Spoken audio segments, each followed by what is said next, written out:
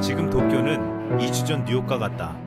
NHK에 따르면 지난 5일 하루 기준 도쿄 내 확진자가 143명으로 사상 최대를 기록했습니다. 이로 인해 도쿄의 누적 숫자가 1034명이 되었는데 중요한 것은 64%가 경로를 확실하게 알 수 없다는 것이었습니다. 그런데 더 놀라운 건 도쿄 인구 1350만 명 중 진단검사를 받은 사람은 4000명이 채 되지 않는다는 것입니다. 아직도 본격적으로 검사를 실시하지 않고 있는 상황에서도 이 정도 숫자가 나온 것은 지금 도쿄 내에 얼마나 확산됐는지를 보여주고 있습니다. 이제서야 일본 정부는 긴급사태 선언을 준비하고 경미한 환자들을 호텔에 수용하며 병상수를 확보하고 있습니다. 일본은 검사에도 소극적이었지만 한국을 포함한 다른 국가들이 하고 있는 재택근무도 이루어지지 않고 있습니다. 지금도 도쿄뿐만 아니라 일본 대도시 근무자들은 대부분 여전히 사무실로 출근하고 있습니다. CNN 비즈니스는 세계적인 경제대국 일본에서 재택근무가 이루어지지 않는 이유가 일본 회사 중 80%가 재택근무를 시행할 역량이 되지 않는다고 했습니다.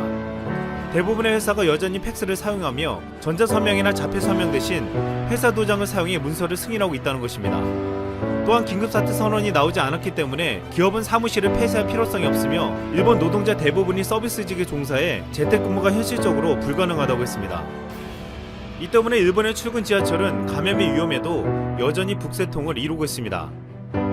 이하타 켄바로 고베대병원 교수는 지난 4일 미국 CNN 방송과 인터뷰에서 도쿄가 뉴욕의 전철을 밟을 수 있다며 현재 추세가 지속되면 절망적이라고 말했습니다. 이하타 교수와 일본의 많은 전문가들은 검사의 확대가 필수적이라고 했지만 일본 내 검사는 여전히 지지부진한 상태입니다. 아베 총리는 하루에 9,000건도 가능하다고 했지만 지금 1일 평균 1,000건밖에 시행되지 않고 있습니다. 일본 내 전문가들은 실제로 9,000건의 검사를 할 수 있는 시스템이 현재 일본에는 없다고 말하기도 했습니다. 이에 아베 총리는 긴급사태 선언을 수차례 예고했지만 경제적 타격이 막대할 것이라는 우려 때문에 아직도 선언을 미루고 있습니다. 고이케 유리코 도쿄도지사는 NHK의 이르토론 프로그램에 출연해 국가의 결단이 지금 요구되고 있다며 아베 총리에게 긴급사태 선언을 강하게 촉구했습니다. CNN과 블룸버그 등 미국의 언론들은 그동안 일본이 소극적인 검사로 확진자 수가 많이 나오지 않았다는 의심을 해왔습니다. 심지어 지난 5일 주일 미국 대사관은 일본에 일시적으로 머무르는 미국인들을 빠른 시일 내에 귀국하라고 권고했습니다. 그 이유는 일본 정부가 폭넓은 검사를 하지 않고 확산 정도를 알기 어려운 상황이며 앞으로 감염이 크게 늘 경우 일상적인 의료 서비스를 제공받기 힘들 수 있다는 것이었습니다. 미국 정부 언론은 대규모 검사와 투명한 정보 공개로 한국을 모델로 한다며 신뢰했지만 일본의 상황은 지속적인 의심과 비판을 해오며 믿지 못하고 있습니다. 여기서 일본 내에서 나오는 탄식은 왜 일본은 가장 가까운 이웃나라 한국에 도움을 요청하지 못하냐는 것이었습니다. 한국은 세계에서 가장 정확하고 많은 양의 진단키트를 생산할 수 있고 가장 성공적인 방역 모델을 가지고 있다고 평가받았습니다. 한 방송에 나온 일본 전문가는 일본은 지금 검사 시스템이 제대로 갖춰지지 않았다고 시인하며 한국에게 검체를 보내서 분석하게 해야 한다고 주장했습니다. 그는 한국은 비행기로 1시간밖에 걸리지 않는다고 했습니다. 실제 핀란드는 비행기를 통해 검체를 보내 24시간 내에 해결해달라고 부탁했고 한국은 이를 12시간 만에 핀란드로 보내줬습니다.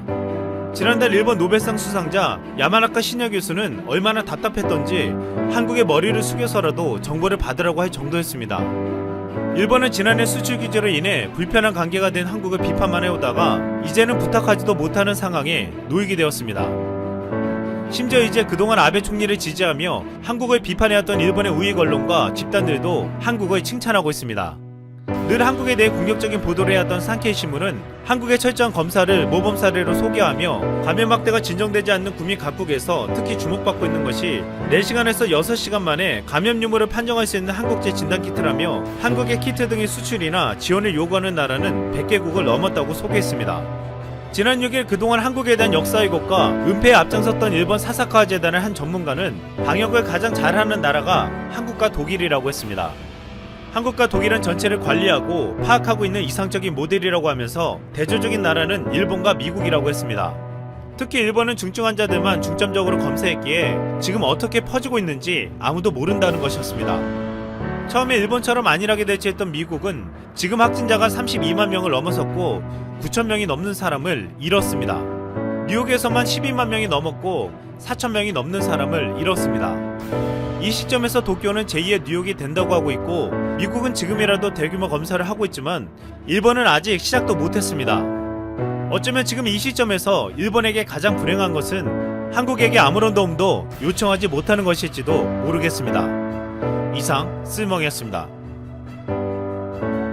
안녕하세요. 깡통걸입니다. 오늘은 우리나라 삼성과 LG가 건물을 내주자 의료체계 붕괴를 피했다며 전 세계에서 극찬이 쏟아지고 있는 현 상황에 대해 알아보겠습니다.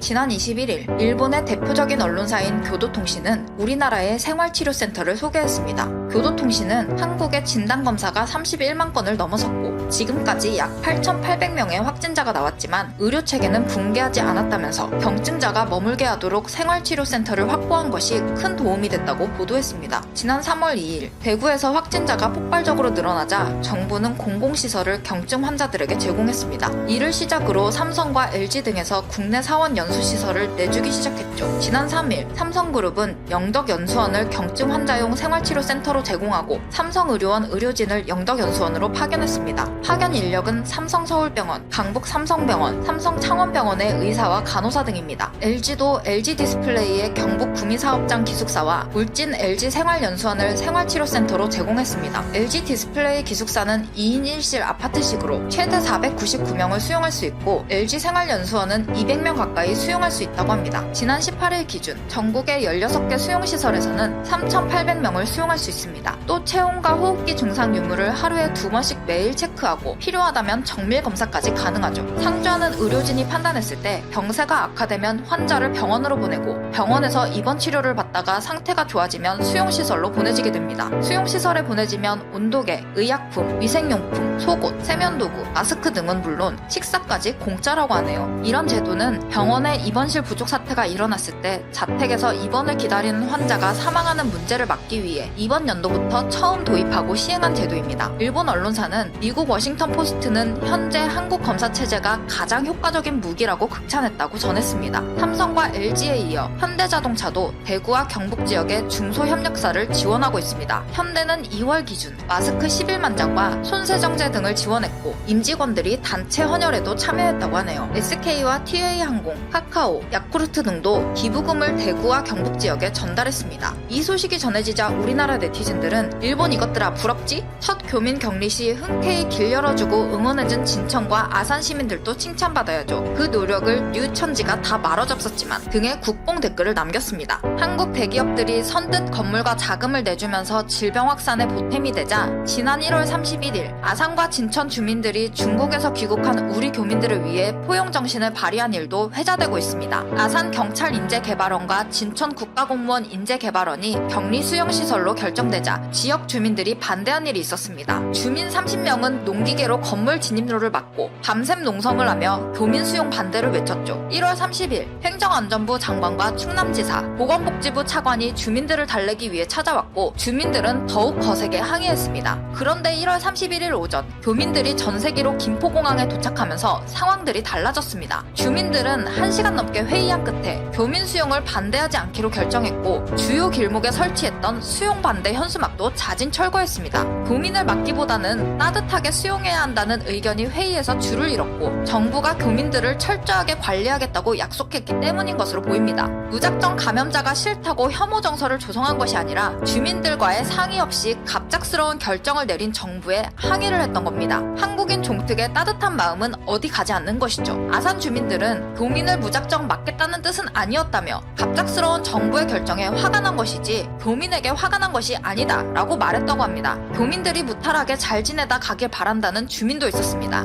SNS에서는 우리가 아산이다 라는 해시태그도 계속 올라왔습니다. 힘내세요, 환영합니다 등이 쓰인 현수막도 길목에 달렸습니다. 우리나라 국민들의 성숙한 시민의식은 해외에서도 극찬을 받고 있습니다. 최근 영국과 프랑스 등 세계 여러 나라에서는 사재기 광풍이 불고 있습니다. 각국에서 방역 조치를 강화하자 소비자들은 휴지, 의약품, 즉석식품 등 마트 생필품을 싹쓸이하고 있죠. 각국 정부는 물건이 충분하다며 적극적으로 안심시키고 있지만 국민의 불안감을 잠재우기엔 역부족처럼 보입니다. 한 영국 간호사는 인터뷰에서 제 건강을 어떻게 유지해야 할지 모르겠습니다. 사람들은 생필품을 사재기하고 있습니다. 이 행위를 멈춰야 합니다. 라며 눈물로 호소하기도 했죠. 영국 정부는 쇼핑할 때 타인을 생각하는 책임감을 지니자며 시민들을 달래고 있다고 합니다. 이런 상황에서 해외 언론들은 한국에서는 해외에서는 사재기 현상이 벌어지지 않았다며 수준 높은 시민의식을 칭찬하면서 부러워하고 있습니다. 해외에서는 한국 생필품을 직구하는 현상까지 벌어지고 있죠. 한 네티즌은 해외에 사는 친구가 여긴 마스크도 아직 많이 안 쓰고 검사받기도 힘들고 사재기도 극성이다.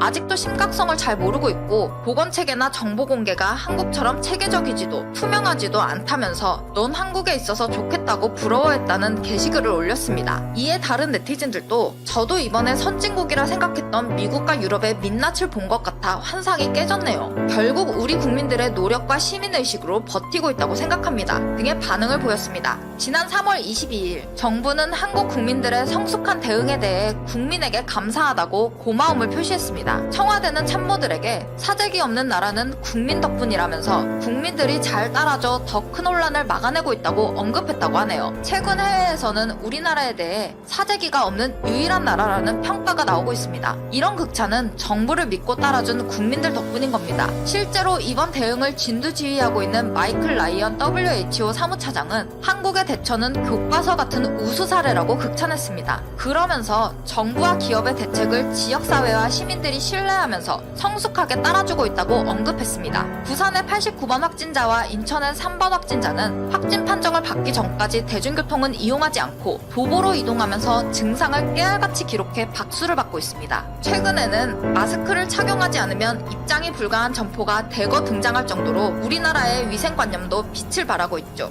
유럽에서는 카트에 담긴 휴지 가지고도 고객끼리 싸움이 난다던데 우리나라에서는 이런 기사를 눈 씻고 찾아봐도 보기 힘듭니다. 이러니 해외에서도 선진국 얘기를 들으며 부러움을 사고 있는 거죠. 오늘 또 국뽕 한 사발 들이키고 갑니다. 오늘 준비한 영상은 여기까지입니다. 끝까지 시청해주신 여러분 감사합니다. 다음 영상에서 만나요.